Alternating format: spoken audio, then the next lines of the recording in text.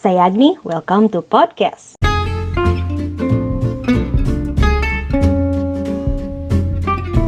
Podcast di mana kita bisa berbagi hal-hal seputar pendidikan anak usia dini.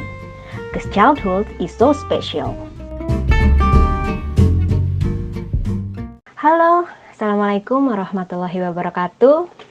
Selamat datang di podcast PAUD Podcast bersama saya Agni Nurdiani. Podcast akan berisi tentang sharing berupa informasi atau apapun seputar dunia kepaudan atau pendidikan anak usia dini. Seperti kita ketahui bersama dan kita alami bersama selama 1 tahun terakhir ini, bahwa kita mengalami yang dinamakan pandemi karena COVID-19. Pandemi ini tentunya mengubah kebiasaan kita, mengubah tatanan hidup kita, termasuk kegiatan bersekolah anak-anak. Nah, untuk episode perdana podcast kali ini, saya akan berbincang mengenai salah satu hal yang menjadi concern besar selama pandemik ini, yang tentunya berkaitan dengan pendidikan anak usia dini. Apalagi kalau bukan school from home, atau sekolah secara online atau daring, atau ada yang menyebut juga dengan PJJ ya, pembelajaran jarak jauh. Bersama tamu saya kali ini, Mama Indri, yang merupakan ibu satu anak usia dini. Mama Indri akan bercerita pengalamannya dalam mendampingi anak selama pembelajaran jarak jauh. Bagaimana keseruan yang dialami Mama Indri dan suka dukanya dalam mendampingi PJJ anak. Selain itu, saya dan Mama Indri juga akan membahas apa saja pro dan kontra PJJ. Serta nanti akan ada tips and trik dari Mama Indri tentang bagaimana cara menjaga mood anak agar tidak stres dan tetap semangat dalam menjalani PJJ.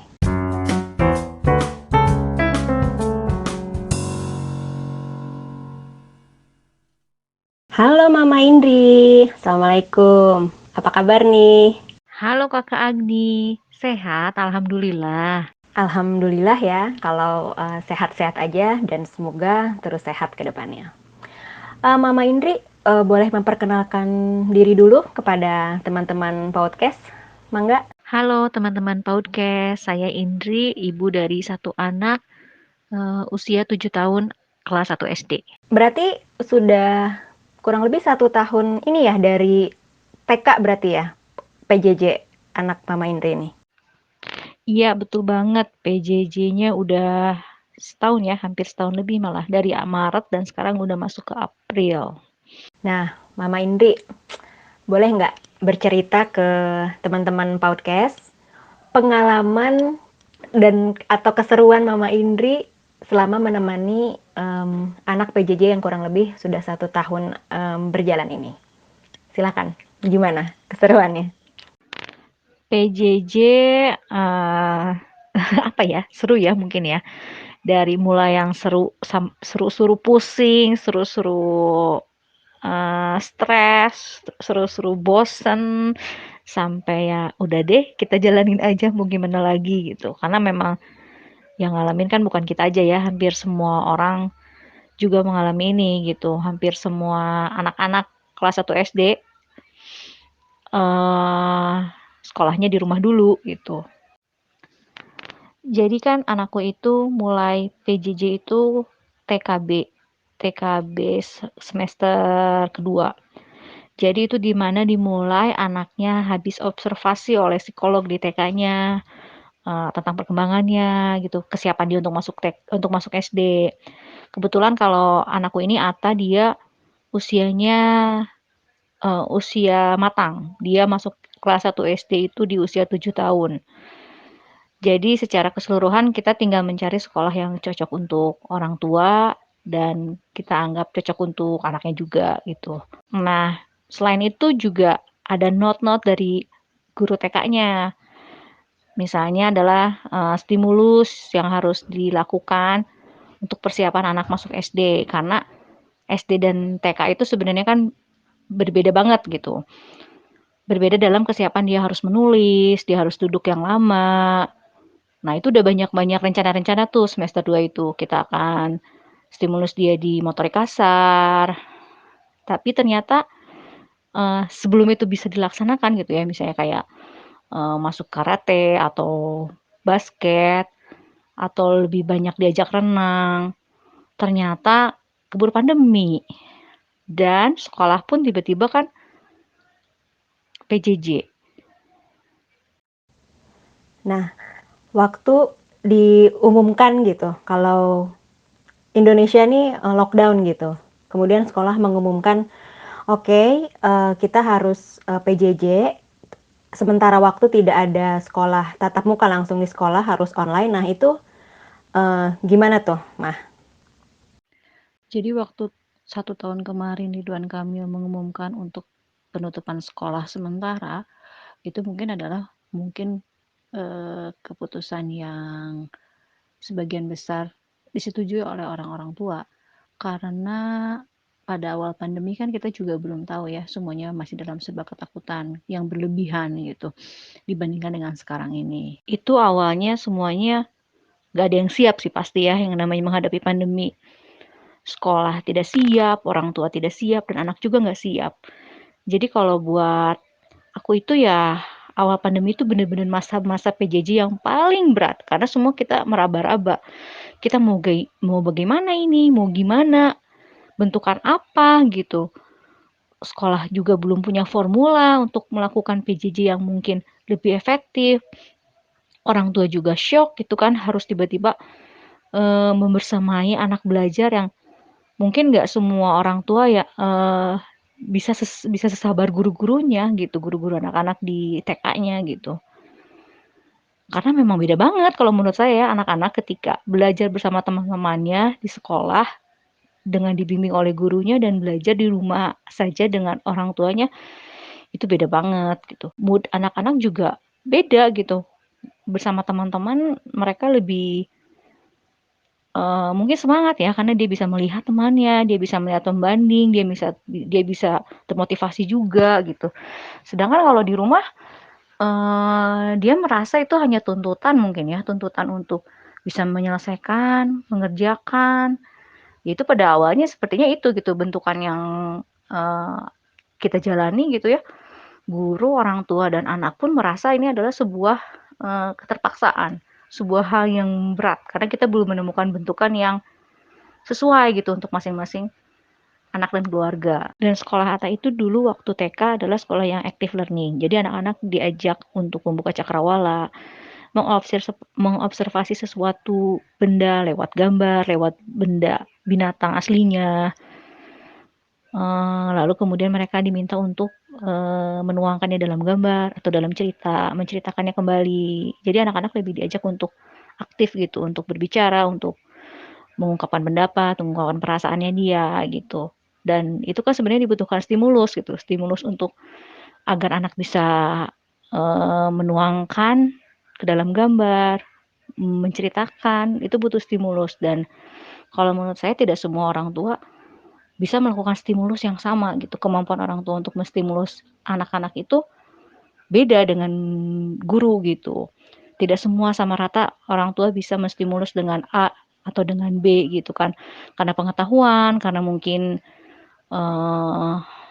orang tuanya juga mungkin tidak bisa karena bekerja. Jadi waktu yang dilakukan adalah waktu malam hari. Sedangkan waktu malam hari mungkin sudah tidak kondusif untuk anak-anak belajar gitu karena mereka ingin main bersama ibu bapaknya gitu, ingin istirahat atau ingin cuman santai-santai aja gitu. Mundur sedikit ke belakang ya, Mama Indri. Nah, waktu dikasih tahu ke Ata gitu, oh kita nggak berangkat lagi ke sekolah, sementara waktu sekolahnya di rumah online. Nah itu gimana tuh cara ngasih tahu anak gitu? Apalagi seperti tadi Mama Indri bilang ya, sekolahnya itu active learning yang banyak kegiatan aktivitasnya gitu, baik secara fisik maupun melihat alam langsung gitu ya, tidak hanya di dalam kelas saja. Nah itu gimana sih Mama Indri memberi pengertian kepada anak gitu bahwa harus menjalani sekolah di rumah di depan laptop saja dan tidak bertemu teman-teman itu gimana? Sebenarnya mungkin awal-awal itu anak-anak senang ya, harus sekolah gitu, karena mereka berarti nggak harus bangun pagi dan mandi gitu. Sebenarnya kan itu walaupun mereka senang untuk sekolah, tapi kegiatan mempersiapkan diri untuk ke sekolah itu kan buat anak-anak juga ya lumayan ya, berat juga gitu. Tapi lama-lama juga mereka jadi ingin menanyakan teman-teman kan. Jadi yang mereka rindukan sebenarnya teman-teman, kegiatan bersama teman-temannya itu gitu. Untuk anak seusia 6 tahun itu kan memang sosialnya sangat tinggi gitu, sangat maunya main gitu. Sedangkan sekarang tiba-tiba dia mainnya dalam rumah aja. Kegiatan motorik kasarnya, kegiatan fisiknya jauh sangat berkurang. Lebih banyak duduk, lebih banyak tiduran, lebih banyak menonton. Uh, Benar-benar kurang aktivitas gerak sih sebenarnya gitu kan. Cuman kan pada saat itu ya kita juga mau bagaimana lagi gitu. Kita semuanya serba salah, serba ketakutan juga gitu. Kita lebih baik menjaga mengikuti anjuran untuk di rumah gitu. Anaknya bosan gitu, udah pasti bosan di rumah saja gitu kan. Dan orang tua juga belum tentu semuanya bisa memfasilitasi dengan mainan yang menyenangkan, memfasilitasi dengan teman bermainnya juga, mainannya ada tapi tetap harus ditemani juga gitu, karena kebutuhannya begitu ya mereka gitu. Memfasilitasi kebutuhan geraknya gitu, untuk orang tua yang mungkin punya halaman besar bisa gitu kan mereka melakukan kegiatan gerak di situ gitu kan, tapi mungkin ada keterbatasan lain juga dari orang tua lainnya gitu kan. Nah, jadi sebenarnya untuk seperti ibaratnya membayar kekurangan itu, jadi ya memang yang gak jauh-jauh gitu, akhirnya anak-anak beralih kepada gadget gitu. Anak-anak diperbolehkan lebih banyak menonton TV, anak-anak diperbolehkan menonton YouTube di bukan jam dia menonton YouTube gitu. Dan itu bukan dilakukan oleh saya gitu, karena memang keadaannya anaknya butuh ditemanin, sedangkan ibunya atau orang tuanya butuh melakukan kegiatan yang harus mereka lakukan. Ayahnya misalnya bekerja di rumah atau orang ibunya membereskan pekerjaan rumah gitu kan, apalagi dengan ibunya yang bekerja juga gitu. Jadi pengalihannya untuk Ata yang memang belum ada saudara juga gitu, dia masih sendiri di rumah dan kita cuma bertiga, dia memang akhirnya jadinya porsi menonton TV, porsi nonton YouTube-nya menjadi jauh lebih banyak gitu daripada sebelumnya. Nah, di awal ketika masih bingung gitu, sekolah juga bingung, orang tua masih bingung itu, apa sih Mah kendala yang Mama Indri hadapi? Jadi kendalanya sebenarnya banyak ya. Kendala dari misalnya programnya, kendala dari yang menstimulusnya gitu, yang mengeksekusinya di rumah, kendala dari anaknya sendiri juga gitu. Tipikal anak-anak berbeda-beda juga. Ada yang bisa duduk diam, ada yang dia belajarnya memang harus sambil bergerak gitu, ada yang memang dia harus bertemu teman-teman untuk belajar gitu. Nah, mungkin misalnya sekarang kita dapat program PJJ, kan sekarang udah banyak ya program PJJ-nya yang udah serba kreatif. Anak-anak TK sekarang tuh udah dapat misalnya tools-nya. Jadi udah dapat perangkat-perangkat untuk craft-nya, untuk kegiatan yang akan dilakukan gitu. Tapi kalau untuk saya sih selain medianya tetap aja harus ada pendamping yang bisa menstimulus itu, bisa melakukannya itu gitu. Karena semuanya akan maksimal kalau ada kerjasama di antara orang tua dan sekolah gitu. Jadi awal-awal dimulainya pandemi dan awal-awal dimulainya PJJ itu adalah mungkin waktu yang paling berat kalau untuk saya. Karena saya pribadi juga masih kebingungan gitu. Bentukan PJJ-nya akan seperti apa gitu, akan berlangsung berapa lama gitu. Dan secara tidak langsung saya menekan anak saya untuk bisa memenuhi target yang saya bikin sendiri gitu. Karena kan sebenarnya kalau mungkin dia di sekolahnya dia di TK, guru-guru itu punya catatan, punya goal masing-masing yang bisa mereka catatkan. Sedangkan saya sebagai ibunya selalu merasa, wah anaknya harusnya nih bisa nih gitu, harusnya bisa nih. Nah itu yang sebenarnya membuat jadi stres. Ibu stres, bapaknya stres, anaknya juga stres gitu. Anaknya juga kan jadi merasa seperti ini ya, dipaksa gitu mungkin ya. Walaupun sebenarnya mungkin saya tidak memaksa secara verbal gitu, cuman kalau di sekolah mungkin dia merasa lebih santai karena ada teman-temannya juga, walaupun dia mengerjakan sama banyaknya, tapi dia melihat orang yang melakukan hal yang sama dengan dia dan dia merasa harus bisa melakukannya, begitu. Jadi setelah itu berjalan beberapa waktu, akhirnya kami mengevaluasi gitu, kayaknya ini nggak bisa terus-terusan seperti ini, yang ada jadinya stres gitu, yang ada jadinya ibunya jadi marah-marah gitu, kok ini nggak selesai gitu kan. Akhirnya kita mengevaluasi dan akhirnya saya, suami juga akhirnya menurunkan target, menurunkan ekspektasi kita gitu. Jadi memang nggak bisa kita ekspektasinya di A terus gitu, karena memang keadaannya saya tidak bisa menstimulus seperti guru-gurunya menstimulus di sekolah gitu. Saya mungkin tidak punya kemampuan itu secara pendidikan ataupun mungkin secara emosi gitu kan, secara kesabaran. Sedangkan di rumah pun saya memang harus mengerjakan hal-hal lain misalnya gitu kan, ya pekerjaan rumah tangga gitu kan. Jadi saya tidak bisa terus stay untuk melihat dia mengerjakan PJJ itu gitu. Jadi akhirnya kami membuat kesepakatan yang hampir sama dengan seperti ketika dia sekolah. Jadi dia harus siap 7:30 seperti dia masuk TK, kemudian dia mengerjakan PJJ dengan saya mendampinginya. Dan misalnya dia ada break juga snack, kemudian kalau misalnya dia minta istirahat, oke dia boleh istirahat, tapi dia belum bisa untuk screen time, untuk nonton TV, karena kegiatan PJJ dia belum selesai gitu. Jadi dia akan boleh menonton TV kalau PJJ dia sudah selesai gitu. Tapi itu juga tergantung dengan tugasnya gitu. Kadang ada tugas yang memang proyeknya yang proyek panjang, misalnya 2 hari, dia membuat craft atau dia menggambar yang memang banyak, dia harus observasi dulu. Jadi itu kita akhirnya membuat membagi-baginya gitu. Kita tahu ini targetnya, kita tahu ini porsinya memang panjang, jadi kita membuat target hari ini sampai di sini. Nah, ketika TK beres nih, perjalanan baru dimulai lagi, masuk SD. Masuk SD dengan belum pernah ketemu teman-temannya sama sekali, masuk SD dengan kenalan lewat daring, masuk SD yang karena dia SD-nya beda dari TK-nya, jadi dia tidak mengenal sama sekali. Ada teman TK-nya tapi tidak sekelas. Jadi dia nggak bertemu dengan orang-orang baru semuanya. Sedangkan teman-temannya yang lain mungkin ada yang dari TK yang sama yang sudah saling mengenal gitu. Ya di situ juga ada rasa dari anaknya yang aku kok nggak ada yang kenal ya, aku kapan ke sekolahnya ya, hal-hal seperti itu gitu. Excited dia yang mau jadi anak SD, tapi kok pakai seragamnya cuman di rumah doang, di depan laptop gitu. Mungkin ini masih agak shock gitu ya, baik dari orang tua, guru, terutama anaknya sendiri juga gitu. Sampai hilang motivasi lah ibaratnya ya, nggak tahu mesti seperti apa sih, karena memang untuk semua orang juga ini pertama kalinya mengalami kejadian seperti ini ya Mah ya. Iya, dan di awal-awal itu kan semuanya serba belum ada persiapan ya, jadi belum ada tuh yang namanya Zoom ataupun Google Classroom gitu. Dan itu semuanya serba serba mendadak, semua serba baru gitu. Jadi belum ada tuh yang setiap hari bisa Zoom atau setiap hari bisa Google Classroom, bisa daring melihat teman-teman atau mengobrol dengan guru-gurunya. Jadi kegiatan itu cuma dilakukan misalnya seminggu sekali atau mungkin 2 minggu sekali.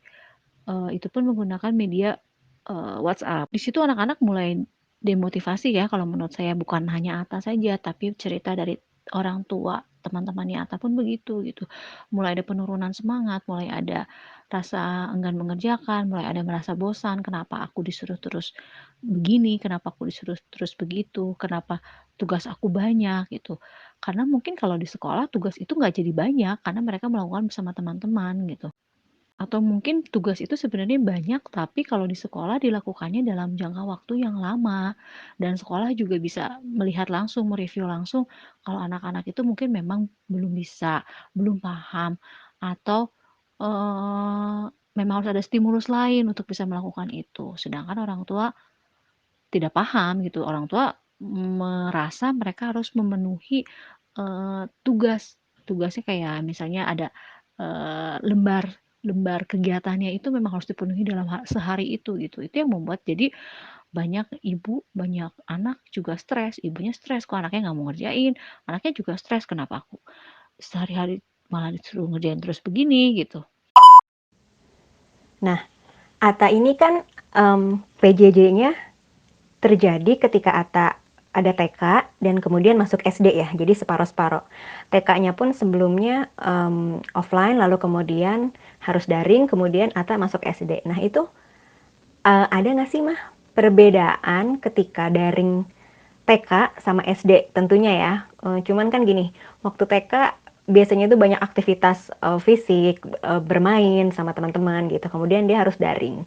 Nah, ketika SD kan sebetulnya kalaupun di sekolah pun lebih banyak di kelas gitu ya. Nah, dari Atanya sendiri ketika dia mengikuti PJJ ini, ada perbedaan nggak sih Mah dari misalkan yang tadinya em, nggak tenang gitu ketika TK di depan laptop, nggak bisa gitu duduk tenang. Kemudian apakah ketika Ata masuk SD itu menjadi lebih tenang dan lebih fokus ketika PJJ atau gimana Mah? Atau sama aja misalkan? Untuk awal-awal SD itu mungkin kalau menurut saya itu yang berat buat Ata gitu, karena perubahan langsung dari TK ke SD. SD-nya pun bukan SD offline, tapi SD-nya daring. Dia nggak ketemu guru, dia nggak ketemu teman-teman.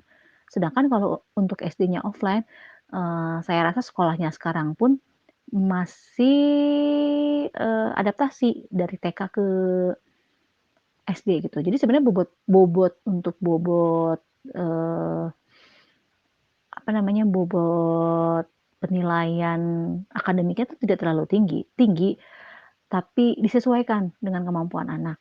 Jadi, untuk anak yang belum bisa membaca, untuk anak yang belum bisa menulis, memang sekolahnya tidak memaksakan itu, gitu kan. Dan itu berat untuk Atta karena dia adalah anak yang, sebenarnya dia itu terlalu banyak bicara gitu, dia suka ngobrol gitu. Jadi dia berat karena dia bingung gitu saat belajar, dia nggak ada teman untuk ngobrol gitu. Dan kemudian dia mulai apa itu, mulai chatting. Kalau di media itu, dia mulai chatting karena dia menemukan keasikan sampai dia bilang, "Ternyata kalau kita Zoom itu kita bisa ngobrol juga." Oh, saya tanya, "Di mana dong?" Itu, bisa chatting, bisa ngobrol sama teman lewat chatting. Akhirnya anaknya juga ternyata bisa beradaptasi sendiri gitu ya. Dia nggak bisa ngobrol, dia cari cara dan akhirnya menemukan gitu bahwa oh ya di Zoom pun walaupun aku sendiri di rumah ternyata bisa juga mengobrol sama teman-temannya yang walaupun baru dikenal Ata melalui sekolah daring ini ya, belum bertemu dan berkenalan langsung gitu dengan teman-teman sekolahnya. Dan yang paling berat itu yang sampai Atta menangis itu adalah pelajaran menulis. Karena waktu di TK kan dia tidak harus menulis secara teratur, seperti di buku kotak, di buku tulis, menulis besar, menulis kecil. Waktu TK kan bebas, mau besar mau kecil gitu kan. Dan porsi menulisnya pun belum banyak gitu. Walaupun sebenarnya di sekolahnya yang sekarang ini, seperti yang tadi saya bilang gitu ya, pendidikannya itu benar-benar menyesuaikan dengan kemampuan anak gitu. Jadi kalau anaknya belum bisa menulis ya memang pelan-pelan gitu. Dan porsinya pun mereka memberikan tulisan itu cuman 5 kata, tapi tetap aja gitu untuk anak yang, eee, belum bisa lama duduk dan banyak menulis itu berat banget gitu untuk mereka tuh. Karena PR-nya kami itu dulu adalah, lebih menstimulus kekuatan punggung dan tangannya untuk persiapan masuk SD gitu. Waktu TK semester 2 itu gitu kan, dan stimulus itu tuh memang, di-note oleh guru-gurunya dan psikolog sekolah itu dengan kegiatan motorik, motorik kasar yang terarah seperti basket gitu. Dan itu, eee, akhirnya tidak terstimulus oleh kami gitu kan. Jadi ya bener-bener berat ya untuk awal-awal sekolah itu dia menulis dengan teratur, menulis dengan banyak, duduk di kursi dengan tenang gitu. Dia dia lelah, dia merasa ingin bergerak gitu rasanya. Jadi dalam kasus Ata ini malah ternyata ketika dia sudah di bangku SD malah lebih berat gitu ya Mah ya, dirasa malah lebih susah buat fokus karena apa yang dipelajarinya pun benar-benar beda gitu, lebih banyak ibaratnya lebih banyak aturan yang harus diikuti Ata, um, yang bikin Ata sebenarnya agak lebih stres mungkin ya malahan ya. Iya, bahkan untuk sekolah offline pun kalau menurut saya ya selain Atta mungkin memang anak-anak itu akan ada waktu adaptasi dari mereka lulus dari TK dan tiba-tiba jadi anak SD. Dan kalau ini kan bener-bener tiba-tiba juga ya, mereka TK-nya belum puas mainnya, tiba-tiba bener-bener masuk jadi anak SD gitu. Jadi akan ada adaptasi yang kalaupun sekolah offline itu akan ada adaptasi. Jadi sekolah SD pun tidak akan langsung menerapkan aturan seperti anak kelas 2, anak kelas 3 gitu. Mereka memang lebih fleksibel sebenarnya gitu kan, menyesuaikan dengan anaknya juga, dan bobot bobot materinya juga sebenarnya masih ringan gitu. Mereka lebih pada menerapkan kepada aturan-aturan kelas, kepada pembiasaan-pembiasaan, kepada sikap yang harus dilaksanakan di kelas itu. Karena udah jadi kakak SD, kakak SD itu harus mengikuti aturan. Kakak SD itu udah tidak bisa seperti anak TK yang bisa lari-lari di saat ada guru sedang menjelaskan. Walaupun itu waktu di TK-nya dia akan ada punishment gitu ketika gurunya menjelaskan dan dia mau ngobrol atau dia lari-lari, dia akan dapat punishment gitu. Tapi mungkin kalau di SD itu lebih terus ditekankan gitu kan. Sekolah SD ini kita mulai daring nih, mulai full daring setiap hari. Sudah ada program yang disampaikan oleh kepala sekolah bahwa selama 3 bulan ke depan itu pembelajaran akan dilakukan dengan full. Kemungkinan pembelajaran akan dilakukan apabila sudah kondusif dibuka di bulan Oktober atau November gitu. Tapi ternyata kan itu terus mundur ya sampai sekarang bahkan gitu. Tapi itu prosesnya memang sekolah pun mencari formula yang lebih pas, mencari formula yang lebih sesuai untuk anak-anaknya. Karena jujur sekolah juga pasti meraba-raba gitu, walaupun mereka sudah siap secara materi gitu ya, tapi mereka tetap juga harus penyampaiannya belum ada prakteknya gitu. Ditambah lagi persiapan Atta untuk masuk SD seperti yang tadi Mama Indri bilang, stimulasi-stimulasinya berupa penguatan tulang punggung, tangan untuk menulis, ibaratnya belum sempat optimal diaplikasikan atau diberikan stimulus tersebut kepada Atta. Jadi mungkin itu juga berpengaruh ya ketika Atta masuk ke bangku SD dan menghadapi pelajaran-pelajaran atau gaya baru belajar di bangku SD. Oke, kemudian sekarang setelah 1 tahun berjalan nih dari TK ke SD, mengalami berbagai suasana juga gitu ya Mah ya tentunya.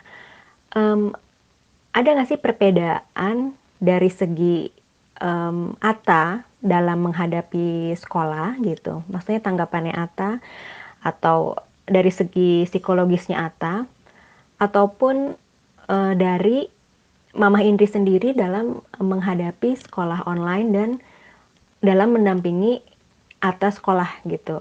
Apa sih perbedaannya dari awal PJJ hingga sekarang setelah lebih dari 1 tahun dijalani? Selain yang tadi telah Mama Indri sampaikan juga bahwa Mama Indri dan bapaknya Atta pun mengevaluasi diri untuk menurunkan ekspektasi kepada Atta dan berusaha beradaptasi juga dengan Atta gitu. Ada perbedaan lain nggak Mah selain dari hal itu? Memasuki semester 2 ini sebenarnya Atta ini lebih enjoy. Dia sudah mengenal ritme dan dia sudah menaati aturan. Itu pun sebenarnya dari review gurunya pun begitu gitu. Dia sudah mulai bisa menaati aturan, dia sudah bisa tahu saatnya dia berbicara di Zoom dan saatnya dia harus mute Zoom gitu. Dia sudah mulai mengenal teman-temannya walaupun hanya lewat daring gitu. Dan itu kalau menurut saya sih sudah suatu hal yang luar biasa ya gitu. Mereka anak-anak yang sebelumnya tidak pernah bertemu dan tiba-tiba bisa saling mengenal dan saling merasa memiliki teman gitu, walaupun hanya lewat daring. Di semester 2 ini dia memang terlihat lebih bertanggung jawab terhadap tugasnya. Misalnya dia langsung mengerjakan ketika setelah selesai Zoom. Karena dia tahu kalau misalnya tugas itu dientar, dia akan makin lama juga untuk bisa nonton misalnya atau untuk bisa main gitu. Pada akhirnya memang semuanya menurunkan target, menurunkan ekspektasi. Sempat dibahas juga dengan sekolah bahwa sekolah pun menurunkan target, nilai target. Kalau misalnya target nilainya, saya kurang tahu ya berapa target nilainya, cuman misalnya harusnya 8, mereka menurunkan menjadi misalnya 7 gitu. Goal yang ingin dicapainya sudah berubah gitu, yang dari mulanya offline dan online gitu, dan memang itu pun dilakukan oleh kami. Sejujurnya kalau kami pun memang tidak terlalu mengejar akademik. apalagi melihat suasana pandemi seperti ini gitu kan. Jadi yang lebih kami tekankan itu adalah anak tetap melakukan pembiasaan dia untuk ke sekolah pagi itu apa, dia mandi, dia harus memakai seragam, dan dia harus siap 7:30, dan dia harus mulai Zoom jam 8 di depan laptop, dan dia sudah harus makan. Kalau dia belum makan, dia nggak bisa dapat makan sampai dia, break, nanti dia snack time gitu, dan itu dia berarti lapar gitu. Nah, itu konsekuensi yang harus dia terima. Nah, kalau saya dan suami memang lebih menekankan kepada, sekarang ini yang bisa kita ambil gitu ya, dari kegiatan daring ini selain kegiatan akademik adalah yang lebih penting itu adalah dari pembiasaan dia yang memang dia akan ke sekolah nanti kelak ya. Kita nggak tahu kapan gitu, semoga aja secepatnya semuanya bisa lebih kondusif. Jadi dia siap, dia tidak keteteran dibangun pagi, dia gak keteteran dengan harus mandi pagi dan sarapan pagi-pagi. Oh iya, bisa juga ya kayak gitu karena selain, belajar, pelajaran-pelajaran yang harus dipelajari dari sekolah, pembiasaan-pembiasaan itu juga nggak boleh dilupakan gitu ya, karena kelak, suatu saat nanti pun anak akan kembali bersekolah secara offline gitu ya, Mah, ya? Iya, karena sebenarnya kalau akademi kan seperti kata semua orang bilang itu bisa dikejar gitu, sedangkan untuk kebiasaan, untuk pembiasaan baik itu kan memang harus ditanamkan dari dini gitu, dan itu yang lebih berat. Kalau misalnya kita kelak bisa mengejar masalah matematika, bisa mengejar masalah bahasa gitu kan, tapi seenggaknya kita mulai dari sekarang menanamkan hal-hal itu, hal-hal pembiasaan-pembiasaan itu gitu. Apalagi kita kan sekolahnya di eee, sekolah yang condong ke Islam gitu, ke Muslim gitu. Jadi dia memang mendapatkan pembiasaan seperti dia sholat duha, dia murojaah gitu. Jadi kalau untuk kami itu udah lebih dari cukup, eee, minimal dia tahu aturan, minimal dia tahu, eee, kewajiban dia, dan dia pun akan mendapat haknya dia gitu, kalau kewajibannya dia sudah dilaksanakan. Nah, lalu sekolahnya Atta sendiri gitu, gimana sih bentuk, dukungan sekolah, maksudnya bentuk antara dukungan atau tanggung jawab mungkin ya ini jatuhnya, terhadap proses, PJJ ini berlangsung? Apakah ada seperti modul-modul yang diberikan sekolah secara langsung atau kayak Mama Indri harus ke sekolah untuk mengambil modul atau semuanya memang disampaikan hanya lewat, media Zoom atau media online tersebut? Kemudian ada juga nggak sih, Mah, parent teacher season atau, mmm, guideline gitu, guidance dari sekolah untuk, Mama Indri atau dan orang tua lainnya dalam, menemani anaknya, bersekolah online ini?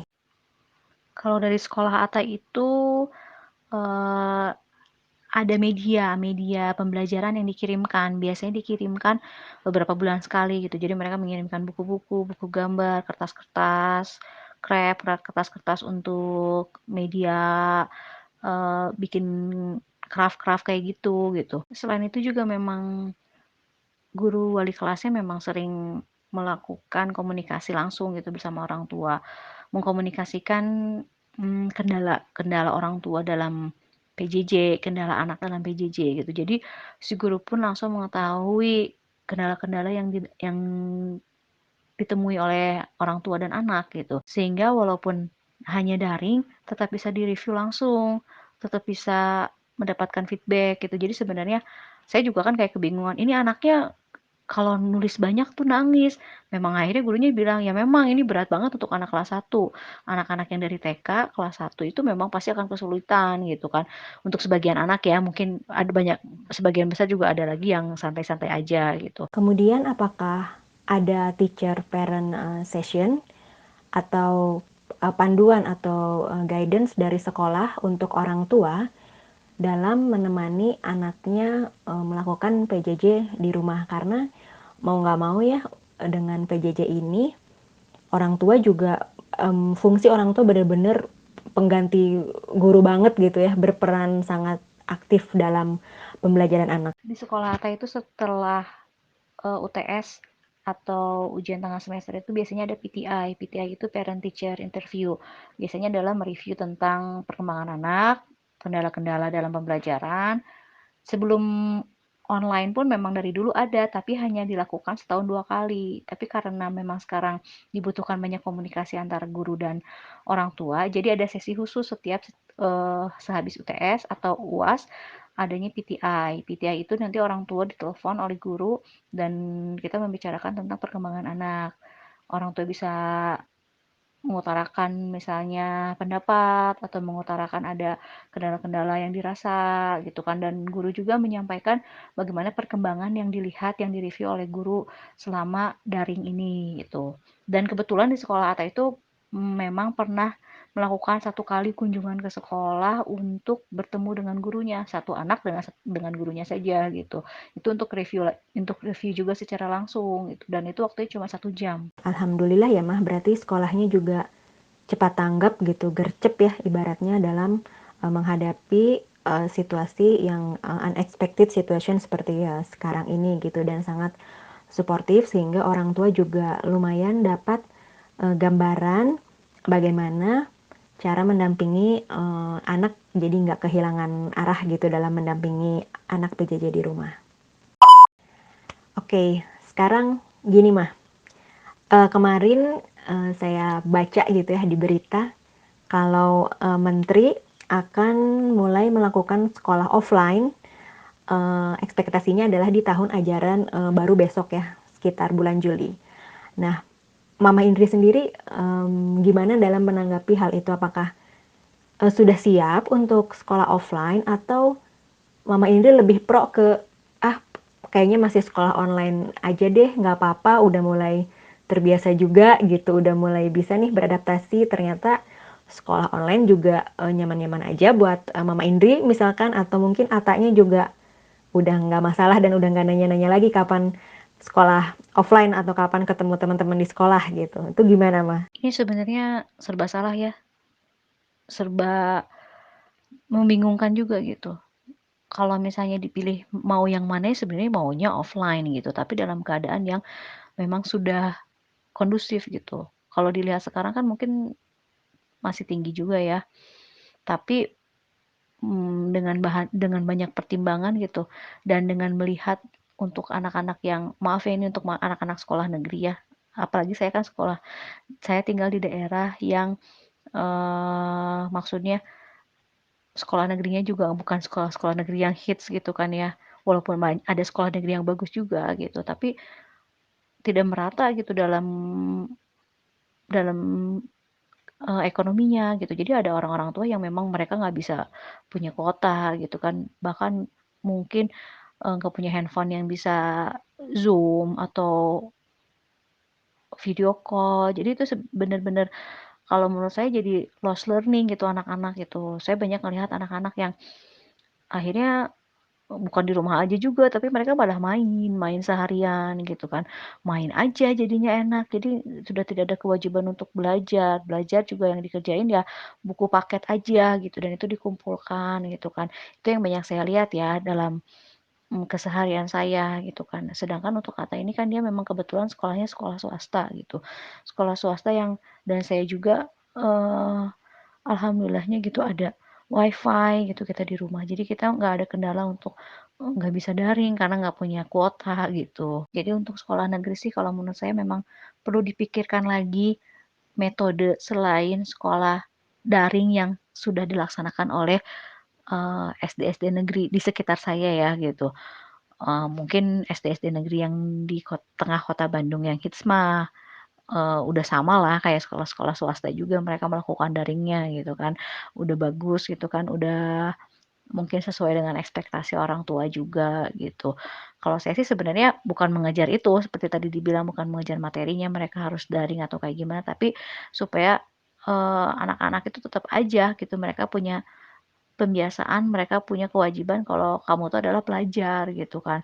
Walaupun kondisinya kamu adalah sekarang daring, kamu tetap tanggung jawab kamu adalah belajar gitu, dan kewajibannya harus ditunaikan gitu. Untuk sekolah swasta ini, khususnya khususnya sekolah Atta ini, kemungkinan yang saya lihat itu akan ada skema baru, yaitu skema kombinasi. Walaupun memang belum diumumkan ya, mereka masih membuat program dan sambil menunggu, eee bagaimana perintah dari Mas Menteri dan suasana pandemi ini, apakah menjadi lebih kondusif untuk anak-anak di sekolah atau tidak gitu.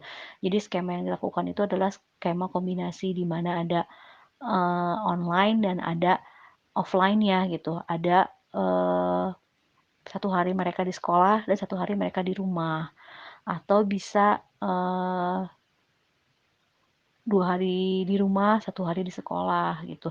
Kayaknya akan mulai, dilakukan skema seperti itu gitu. Iya, menarik juga ya, sampai sekolah juga kemungkinan akan mempunyai alternatif, baru dalam bersekolah gitu, walaupun nanti mungkin keadaan sudah kondusif, sudah bisa lagi kembali ke bangku sekolah, literally ke bangku sekolah, namun sekolah pun akan mempertimbangkan, oh mungkin bisa nih ada beberapa kesempatan yang akan dilaksanakan sekolah secara online juga gitu ya. Ini, sangat menarik bahwa kurikulum sekolah tentunya merombak kurikulum mereka gitu untuk menghadapi, new normal, era ini. Betul, karena tidak bisa dipungkiri ya, bahwa ada kemudahan-kemudahan juga yang kita dapatkan dari sekolah online ini gitu, di mana kita menghemat waktu untuk berpergian jadinya ya.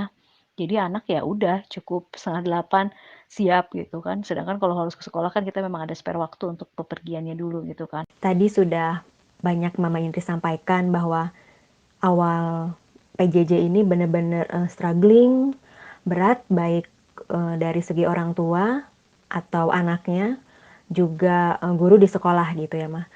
Mmm, Kemudian seiring berjalannya waktu, setelah 1 tahun lebih ini dijalani dengan, berbagai adaptasi, baik dari segi, sekolah, kemudian orang tuanya sendiri, anaknya sendiri juga udah mulai, oke, kita harus menjalani kehidupan sekolah yang seperti ini. Jadi sudah mulai ada penerimaan, sudah mulai, keadaan mungkin dalam menghadapi pembelajaran ini, keadaan sudah mulai, lebih baik dibanding awal-awal waktu, PJJ yang masih belum tahu arahnya mau kemana gitu ya. Nah, tapi pernah nggak sih Mah, Mama sendiri atau terutama Ata gitu, ada masa-masa kayak, breakdown gitu, anak kecil mungkin stres sampai tantrum atau, ngamuk bener-bener mogok, "Aku nggak mau di depan laptop," gitu, "aku nggak mau, sekolah," gitu. Pernah nggak sih, Mbak, ada kejadian seperti itu? Ini untuk kami yang anaknya masih 1 dan baru kelas 1 SD sih, makin ke sini ya makin makin bisa enjoy ya, makin bisa menikmati, bisa mengikuti ritme dari PJJ ini, dari daring ini gitu. Tapi untuk mungkin untuk orang tua yang anaknya lebih dari 1, 2, atau 3, yang mungkin masih ada yang TK atau bahkan ada yang kelas 4, kelas 6 yang bobot tugasnya udah banyak, bobot, akademiknya juga udah tinggi gitu. Itu bisa jadi mungkin nggak lebih enjoy juga ya. Jadi sebenarnya mungkin tidak bisa disamaratakan juga, semuanya tergantung lagi balik kepada, keluarganya juga gitu kan, kepada tingkat stres orang tuanya juga gitu. Kalau untuk atas sih kayaknya kalau Zoom dia nggak pernah tantrum dan nolak gitu. Kayaknya dia sejauh ini yang saya lihat sih dia masih oke-oke aja gitu. Tapi mungkin pernah ada satu waktu yang dia nangis, dia nggak bisa ngerjain tugas itu karena dia kan sebenarnya anak visual, visual auditory gitu kan.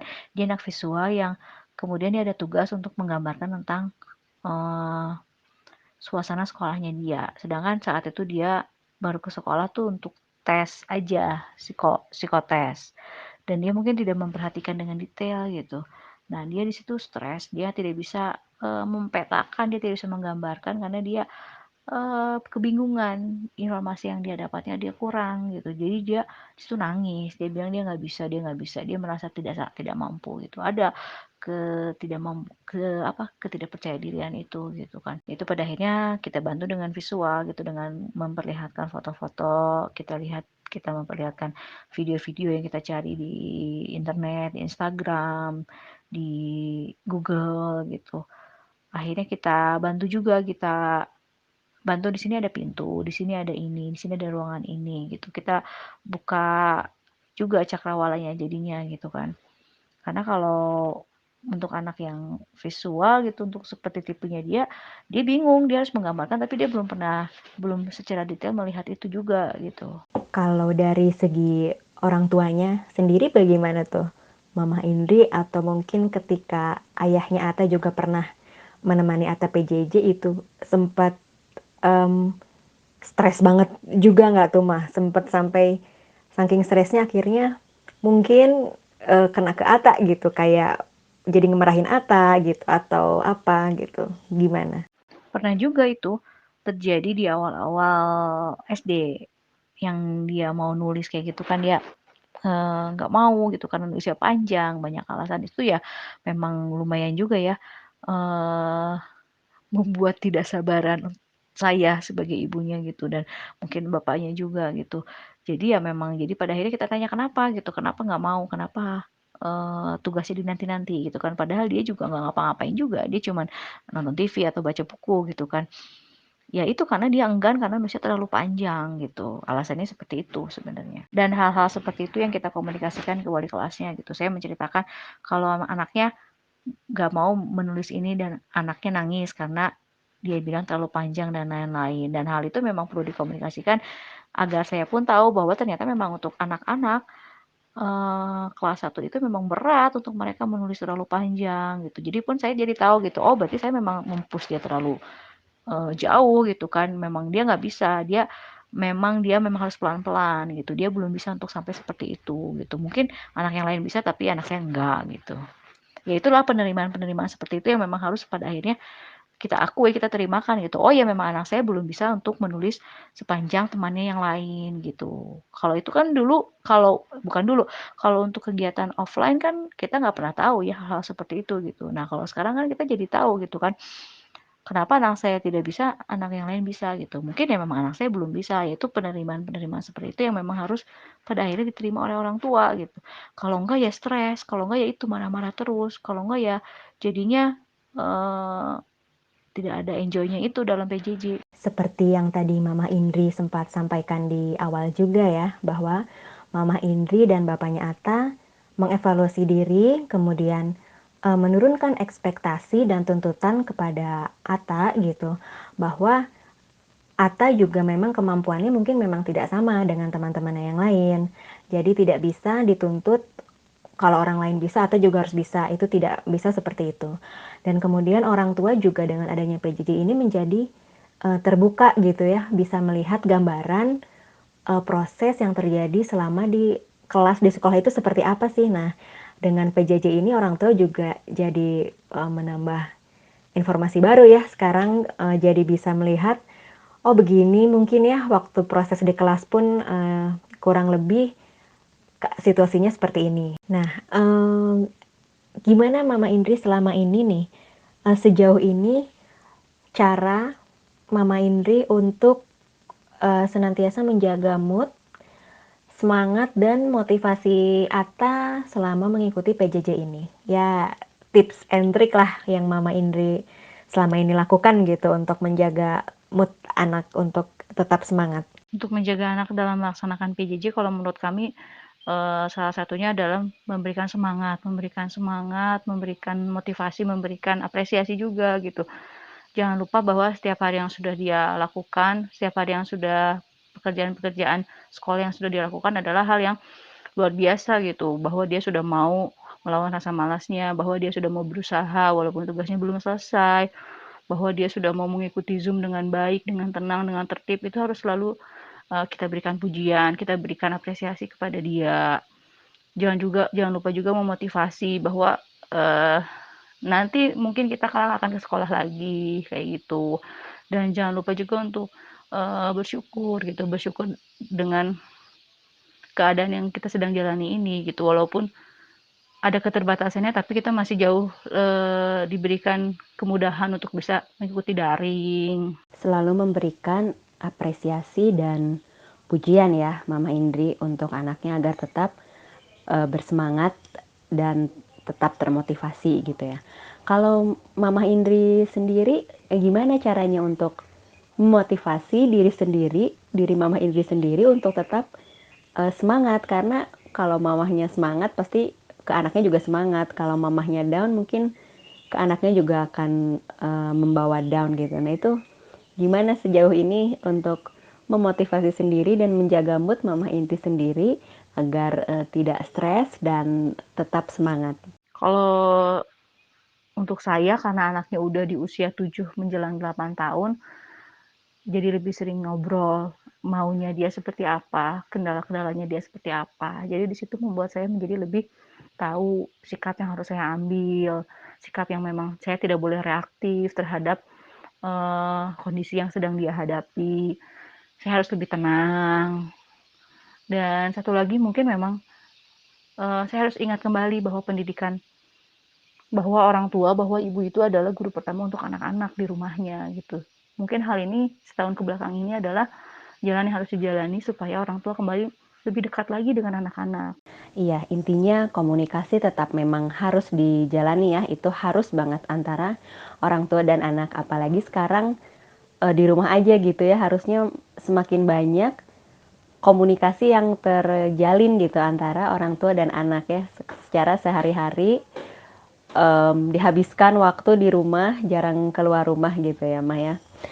Alhamdulillah, terima kasih banyak Mama Indri sudah bersedia meluangkan waktunya untuk berbagi cerita ke teman-teman podcast. Terima kasih Kakak Agni sudah dikasih kesempatan untuk berbagi. Maaf ya kalau jadi panjang dan jadi ngalor ngidul.